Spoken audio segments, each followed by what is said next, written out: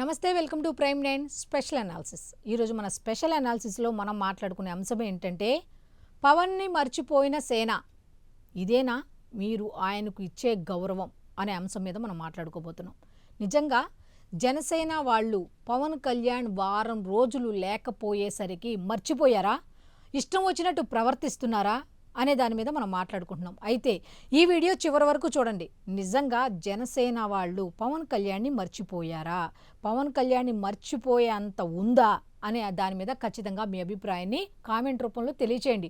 Vote వేసిన వాళ్ళు కాదు, ఓటు వేయని వాళ్ళు కాదు, ఓటు వేయించిన వాళ్ళు కాదు, ఎవరైనా సరే అసలు పవన్ కళ్యాణ్ అనే పేరుని మర్చిపోతారా, అసలు మర్చిపోయే ప్రసక్తి ఉందా అనే దాని మీద ఖచ్చితంగా మీ అభిప్రాయాన్ని కామెంట్ రూపంలో అయితే తెలియచేయండి. ఇక అంశంలోకి వెళ్ళిపోదాం. స్పెషల్ అనాలిసిస్లో ఈ పాయింట్ మనం మాట్లాడుకోబోతున్నాం కాబట్టి ఇక వెళ్ళిపోదాం. ఇప్పుడు ఒక వ్యక్తికి హెల్త్ బాగోలేదనుకోండి, ఆ వ్యక్తి కానీ, ఆ వ్యక్తికి సంబంధించిన కుటుంబ సభ్యులు కానీ, లేకపోతే ఆ వ్యక్తిని పరామర్శించిన ఎవ్వరు కనపడినా మనం ఏం అడుగుతాం? ఆ వ్యక్తి ఎలా ఉన్నాడు అనేది అడుగుతాం. అది శత్రువైనా సరే కదా, అడుగుతాం, ఖచ్చితంగా అడుగుతాం. అయితే నాగబాబు గారు మొన్న పిఠాపురంలో పర్యటించారు. అక్కడ సేవా కార్యక్రమాలకు సంబంధించి ఒక కార్యక్రమం నిర్వహిస్తే దానికి సంబంధించి ఆయన పాల్గొనడానికి వెళ్ళారు.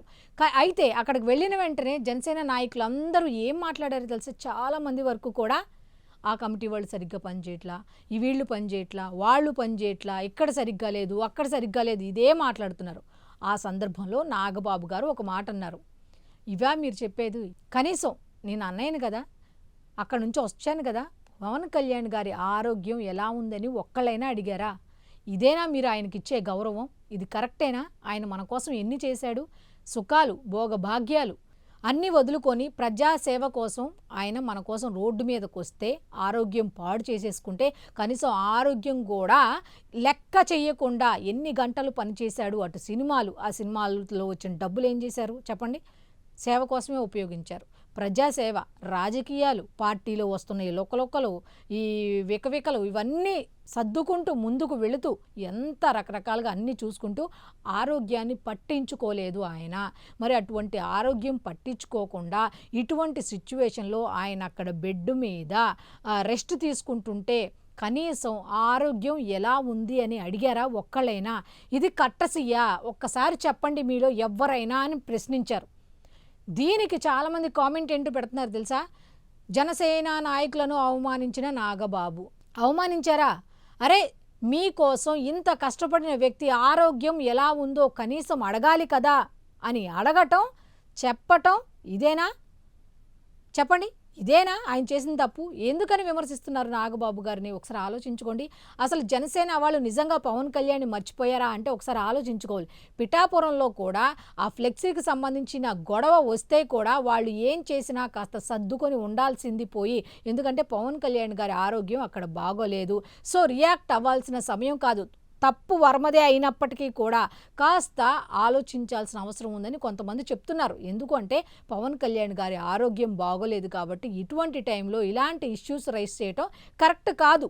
ఎందుకంటే తప్పు ఎవరిదైనా కానీ, ఇటు వాళ్ళదా వీళ్ళదా అని కాదు, తప్పు ఎవరిదైనా కానీ అక్కడ వ్యక్తికి, ఆ అధ్యక్షులకి హెల్త్ బాగోలేదు కాబట్టి ఇటువంటి టైంలో రియాక్ట్ అవ్వడం కరెక్ట్ కాదు అని కొంతమంది చెప్తున్నారు. కొంతమంది అయితే ఇక వర్మకి సంబంధించి రకరకాలుగా తిట్టడం. తప్పు ఇప్పుడు వర్మదే అని ఎవరు వెనకేసుకు రావట్లేదు, తప్పు ఎవరిదే అంటే వర్మదే అని చెప్తున్నారు. సో కానీ ఇలాంటి టైంలో రియాక్ట్ అవ్వకుండా ఉండాల్సింది అని కొంతమంది అంటున్నారు. అయితే నాగబాబు గారు చెప్పిన మాట ఏమిటి అంటే, నాగబాబు గారు చెప్పింది అంటే, మన కోసం ఇన్ని త్యాగాలు చేసిన వ్యక్తి అక్కడ మంచం మీద అలా ఇబ్బంది పడుతుంటే కనీసం ఒక్కళ్ళు కూడా పరామర్శించలేదేంటి అని అడిగారు. అది ఆయన చేసిన తప్పంట. ఇక రకరకాలుగా కామెంట్స్ అయితే పెట్టడం మొదలుపెట్టారు. వాస్తవంగా చూస్తే అక్కడ ఉన్న వాళ్ళకి అర్థమైంది, అవును సార్ తప్పే మాది. వాళ్ళు కూడా ఒప్పుకున్నారు, అవును సార్ అలా అడగకపోవడం తప్పు మాదే, మమ్మల్ని క్షమించండి సార్ అని వాళ్ళు మళ్ళీ కంటిన్యూ చేశారు. పవన్ కళ్యాణ్ గారికి ఎట్లా ఉంది, ఏంటి, రికవరీ అయ్యారా, ఎన్ని రోజుల్లో వస్తారు ఏంటి అని వాళ్ళు మాట్లాడుకున్నారు. అయితే నాగబాబు గారు కూడా పవన్ కళ్యాణ్ గారి ఆరోగ్యం బాగుండాలని అక్కడ పూజలు కూడా, ప్రత్యేక పూజా కార్యక్రమాలు కూడా నిర్వహించారు. అంతా అయిపోయింది.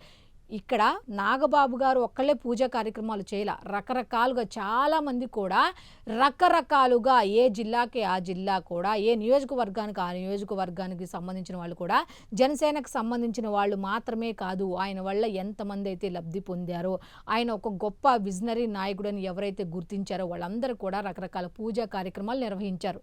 ఇప్పుడు చెప్పండి, పవన్ కళ్యాణ్ని సేన మర్చిపోయారా? ఇప్పుడు చెప్పండి, వాస్తవం చెప్పండి. అసలు మర్చిపోయే ప్రసక్తి అనేది ఉంటుందా? ఒక్క చిన్న పని చేస్తేనే 100 సంవత్సరాలు గుర్తుపెట్టుకుంటాం. అలాంటిది 2 సంవత్సరాల్లో దశాబ్ద కాలం నాటి సమస్యలకి పరిష్కారం చూపించారు. మరి అలాంటి వ్యక్తిని మర్చిపోతారా? నాకు తెలిసినట్టయితే ఎవ్వరూ మర్చిపోరు. ఆ పవన్ అనే పేరు ఒక బ్రాండ్. అదంతే, చరిత్రలో నిలిచిపోయే పేరది. దాన్ని మర్చిపోయే ప్రసక్తి అనేది ఉండదు అని నేనైతే అనుకుంటున్నా. సో మీ అభిప్రాయాన్ని కూడా కామెంట్ రూపంలో తప్పకుండా తెలియచేయండి. సో ఇది ఈనాటి స్పెషల్ అనాలిసిస్. మళ్ళీ రేపటి అనాలిసిస్లో కలుద్దాం. అంతవరకు సెలవు. నమస్కారం.